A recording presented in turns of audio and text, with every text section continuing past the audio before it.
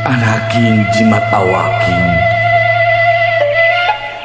hidup kudu reueus hirup huripna ngajadi diri anjeun sorangan. Raksa pariksa amarah hidup nu ngabalukarkeun kaduhung temanggih tungtung. Jalanan hirup ku handap asur ka papada manusia. Jaga jeung riksa sarupaning anu dipiboga ku hidup. Panon dina tetempoanana, ceuli dina dedengihanana, letah tina ucapkeunana, leungeun tina cacabakeunana, suku tina lampaheunana.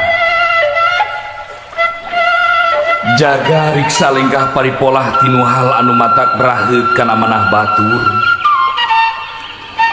Ngarah hidup hirup loba dulur, akur jeung salambur. Ulah poho, omat, jaga riksa kaluhungan alam dunya.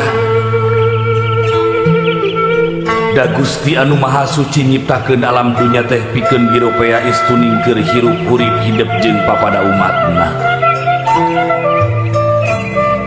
Anaking jimat awaking hidup sing sadar ngajalanan hirup urip di alam dunya teh teu gampang.